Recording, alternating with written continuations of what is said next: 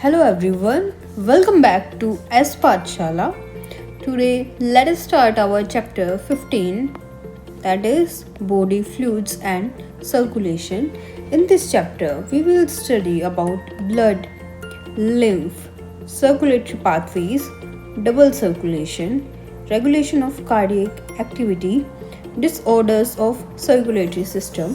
So आज का हमारा चैप्टर रहेगा chapter 15. So you have learned that all living things have to be provided with nutrients. जितने भी लिविंग थिंग्स होते हैं उन सभी के अंदर क्या होते हैं, न्यूट्रिएंट्स होते हैं, ऑक्सीजन होती है और जो अदर एसेंशियल सब्सटेंसेस होते हैं वो होते हैं.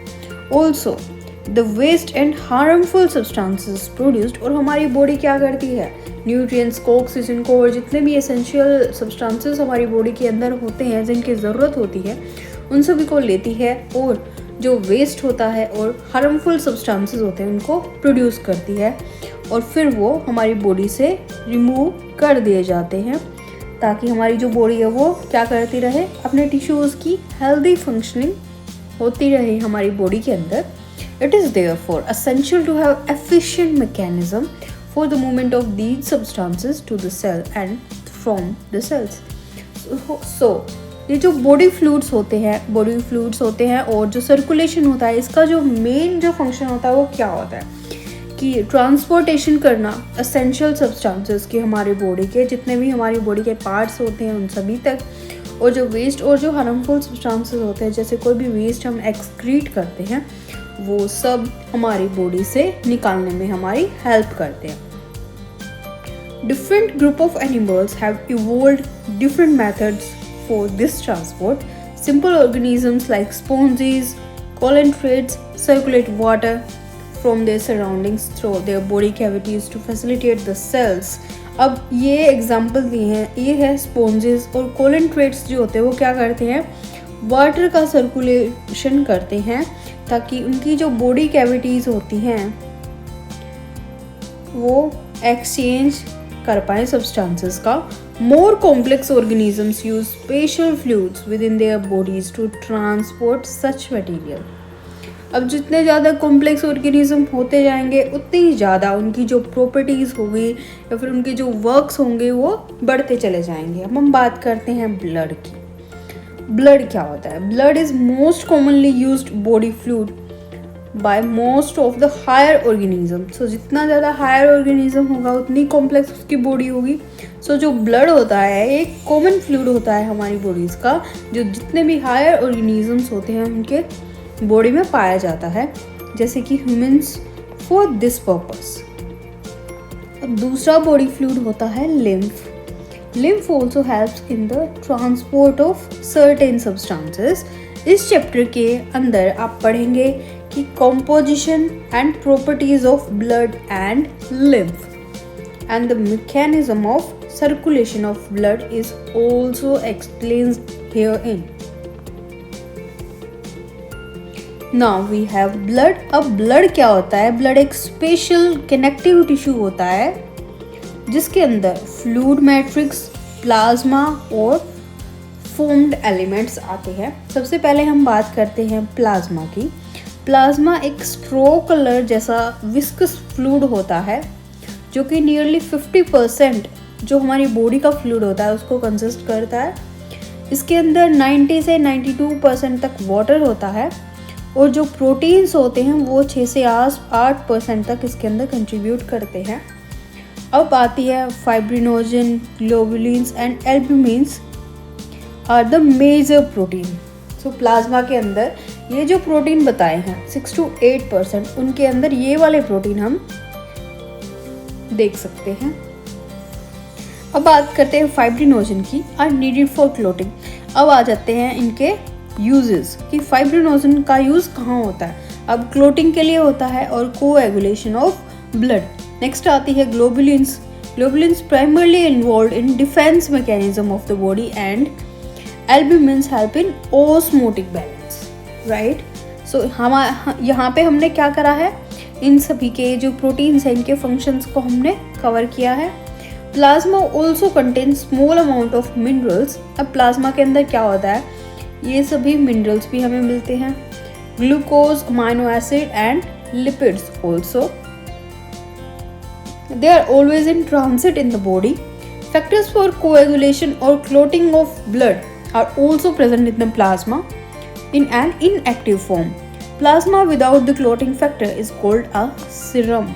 So ये क्वेश्चन भी serum क्या होता है ये आपको आपकी आने वाली क्लासेस में या फिर MCQs में आप कोई भी एग्ज़ाम देते हो उसके अंदर आपको मिल जाएगा। अब हम बात करते हैं फॉर्म्ड एलिमेंट्स की। फॉर्म्ड एलिमेंट्स क्या होते हैं? अब आती है यहाँ पे erythrocytes, leucocytes and platelets are collectively called the formed elements. और ये कितना परसेंट कंक्लूड करते हैं ब्लड का? 45%। इरेथ्रोसाइट्स का दूसरा नाम होता है रेड ब्लड सेल्स।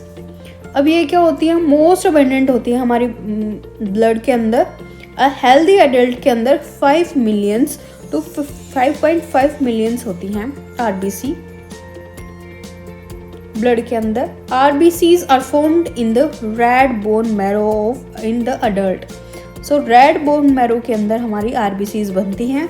ये पॉइंट आप नोट कर लेना, मोस्ट इम्पोर्टेंट पॉइंट है, बहुत सारे MCQs में पहले भी आ चुका है अगर आप किसी भी एग्जाम की तैयारी करते हैं। RBCs are devoid of nucleus in most of the mammals and are biconcave in shape.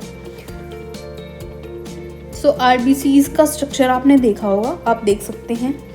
They have a red colored iron containing complex protein called hemoglobin. So hemoglobin क्या होता है? हमारे ब्लड के अंदर एक पिगमेंट होता है RBCs के अंदर, जिससे कि RBCs का कलर जो होता है वो रेड होता है और इसके अंदर आयरन होता है।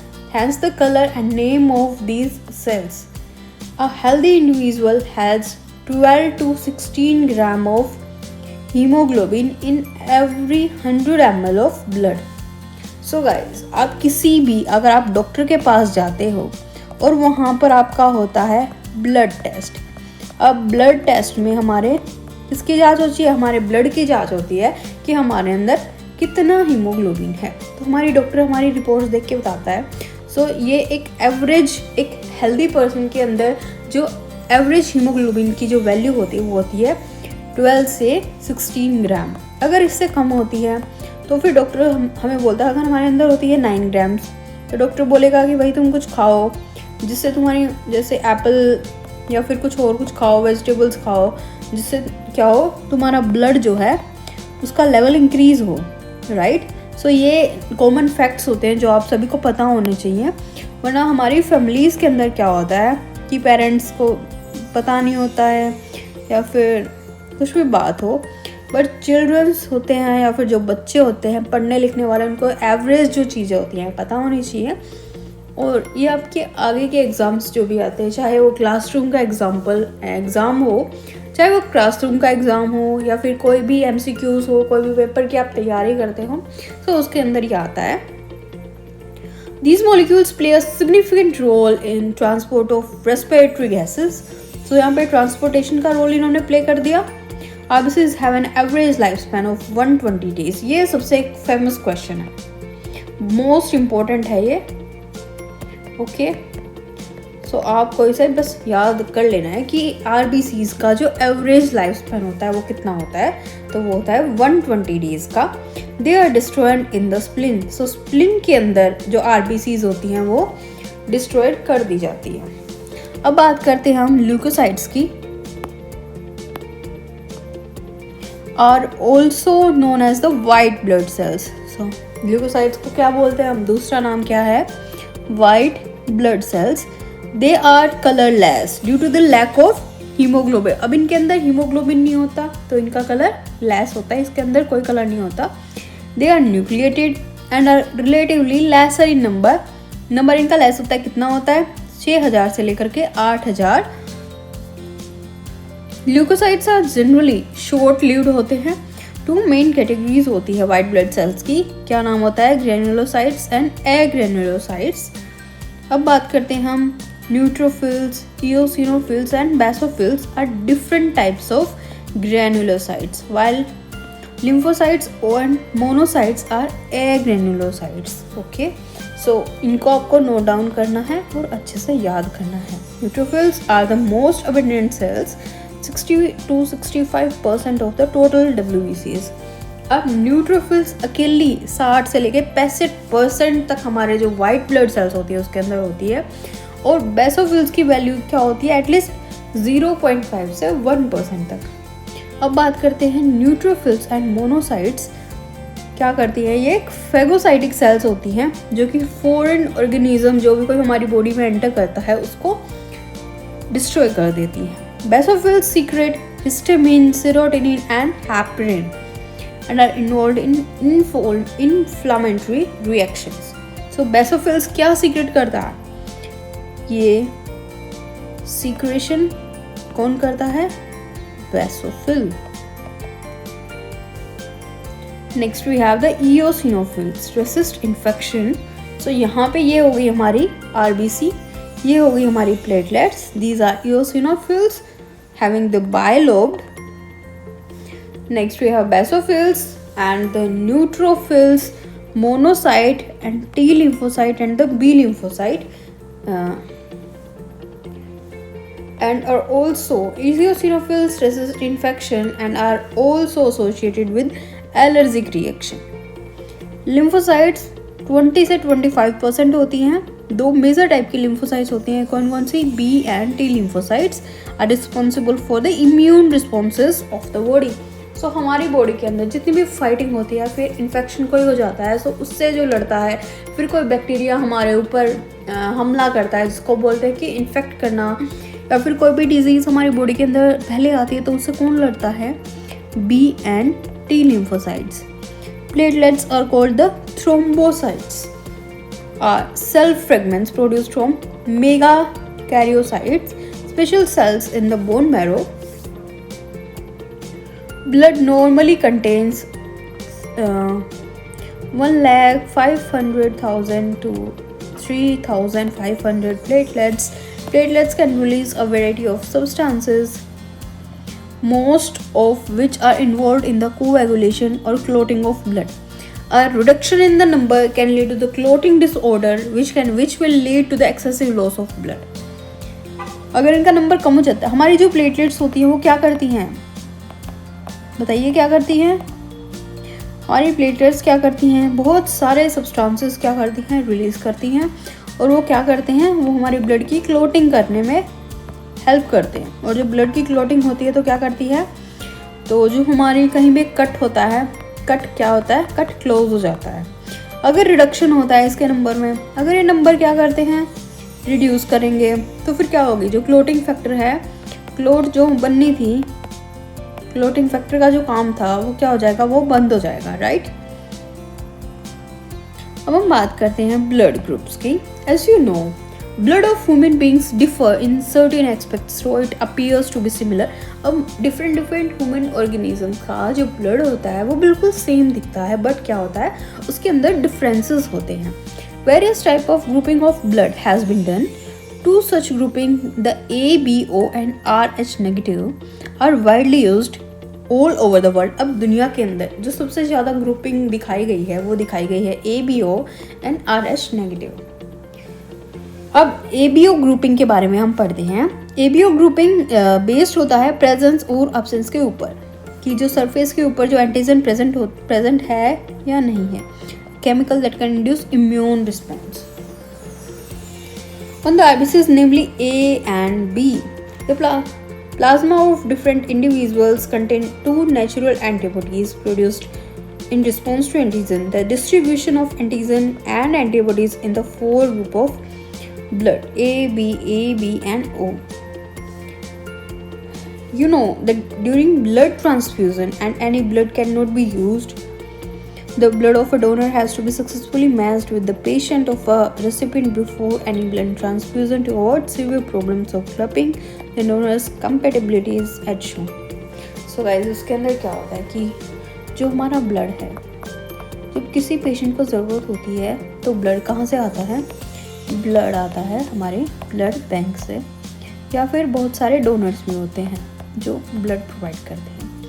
अब ब्लड जो भी कोई प्रोवाइड करता है वो क्या होता है, तो डोनर क्या होना चाहिए, फैमिली कनेक्शन होने चाहिए, तभी क्या होगा, जो ब्लड ग्रुप है वो क्या होगा, सेम होगा। तो जो ब्लड बैंक से क्या आता है, सेम ब्लड ग्रुप आता है, राइट। सो ब्लड ग्रुप हमारा यहाँ पे हो गया ए बी एन ओ। यहाँ पे हमारी एंटीजन की बात करी गई है। हमारे ए ब्लड ग्रुप के अंदर ए एंटीजन होता है, तो हमारी जो एंटीबॉडीज़ प्लाज्मा होता है तो उसके अंदर एंटीबॉडीज़ होती हैं बी के लिए। तो फिर जो डोनर का जो ब्लड ग्रुप होता है वो या तो ए हो सकता है या फिर बी हो सकता है। नेक्स्ट ब्लड ग्रुप है बी। सो इसके अंदर क्या होता है कि एंटीजन्स आरबीसीज के ऊपर किसके लिए होते हैं, बी के लिए। तो एंटीबॉडीज़ किसके लिए होनी चाहिए, अपोजिट के लिए। सो एंटीबॉडीज़ हैं ए के लिए, तो डोनर्स के अंदर कौन सा ब्लड ग्रुप होना चाहिए, बी एंड ओ। नेक्स्ट आता है ए बी ब्लड ग्रुप। सो यहाँ पे दोनों ही हो गए, दोनों ही एंटीजन हैं। तो यहाँ पे जब दोनों एंटीजन यहाँ प्रेजेंट है तो फिर एंटीबॉडीज़ नहीं है कोई भी, नील। इसके बाद इसके लिए जो डोनर के अंदर जो ब्लड ग्रुप होना चाहिए वो क्या होना चाहिए, ए बी ओ, मतलब कोई भी हो सकता है चारों में से। नेक्स्ट आता है ओ ब्लड ग्रुप। इसके अंदर कोई भी एंटीजन नहीं होता। सो इसके अंदर एंटीबॉडीज़ जो होती है वो ए के लिए भी होती हैं और बी के लिए भी होती है। सो जो इसके लिए जो ब्लड का डोनर होना चाहिए only O blood group. From the above mentioned table, it is evident that blood group O can be donated to persons with any another blood group. अब इसके अंदर क्या है कि जो O वाला ब्लड ग्रुप है वो सबको दे सकता है, कॉमन है सबके लिए, बट वो एक क्या है, यूनिवर्सल डोनर हो गया। बट जो O ब्लड ग्रुप है वो किससे ले सकता है, बस ओनली O वाले से। Persons with AB group can accept blood from persons with AB as well as the other group of blood. So AB वाला किससे ले सकता है, AB वाले से भी ले सकता है, अपने आप से भी ले सकता है। So AB वाला हो गया यूनिवर्सल रेसिपिएंट। अब AB वाला क्या कर रहा है, ये सबसे ले रहा है। So AB जो ब्लड ग्रुप है वो हो गया यूनिवर्सल रेसिपिएंट। वो जो O वाला है वो क्या हो गया, वो हो गया यूनिवर्सल डोनर। हमारी आज की इस वीडियो में इतना ही। हमारी नेक्स्ट वीडियो के अंदर हम स्टार्ट करेंगे RH ग्रुपिंग से। Thank you so much guys, and subscribe, like and share कर दीजिए चैनल को। Thank you.